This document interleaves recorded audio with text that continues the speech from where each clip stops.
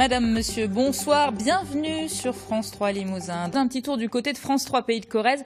Ali Martiniki s'intéresse notamment ce soir aux producteurs locaux qui alimentent les cantines scolaires. Bonsoir Ali. Bonsoir. Corrèze à table. 50 producteurs ont fait le choix d'approvisionner les cantines scolaires et les collectivités de 25 communes du bassin de Brive. Ici, à Alassac, chez ce fournisseur de produits laitiers, nous essaierons de comprendre notamment ce que cette démarche implique en termes d'organisation dans l'exploitation. Mais tout de suite, le reste de l'actualité en Corrèze. Du fromage, des yaourts, des produits laitiers qu'il faut conditionner, préparer, livrer. Gaël Breuil fait partie des 50 producteurs qui acceptent d'approvisionner les collectivités de 25 communes de l'agglomération du bassin de Brive. Comment s'organise-t-elle? Elle nous l'explique. Pour faire face aux commandes de plus en plus nombreuses, la ferme de la Prade, pourtant habituée à livrer les écoles, a dû changer ses méthodes de travail.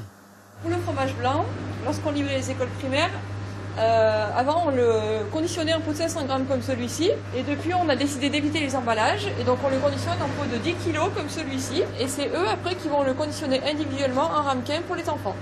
Et pour améliorer leur qualité nutritionnelle, la ration alimentaire des vaches a été revue. Moins de soja, plus d'oméga 3. C'est bon pour les enfants parce qu'en fin de compte, aujourd'hui, ça a été prouvé par le biais de l'association Bleu Blanc Cœur que le fait de rééquilibrer la ration des animaux faisait baisser le taux d'oméga 6 dans les yaourts, dans les fromages. Il est 9h30, Gaël Breuil doit livrer yaourts et fromages. Il reste à amener la petite ferme là, Ouais. l'épicerie du Zerche et Agri-Centre du Mât. D'accord. Après le reste, ça a déjà été chargé. Dans la tournée, il faut ajouter une quinzaine d'écoles à livrer. Plus de clients, une meilleure visibilité et un paiement sécurisé. Le dispositif de l'agglo de Brive a permis à la ferme de la Prade de développer son activité. Voilà du poulet d'Alassac, des pommes de terre de Brignac-la-Plaine, des produits qui arrivent ici dans cette cuisine de Cublac, une commune qui fait partie des toutes premières à avoir intégré ce dispositif qui favorise les circuits courts entre producteurs et consommateurs. Dans moins d'une heure, 130 écoliers vont venir déjeuner dans cette cantine. Alors en cuisine, le chef n'a pas de temps à perdre. Oui, effectivement, c'est travailler des produits, des légumes frais où ça prend beaucoup plus de temps, oui. Des légumes frais, généralement de saison. C'est là que c'est compliqué de travailler avec des producteurs locaux parce qu'on ne trouve pas tout toute l'année.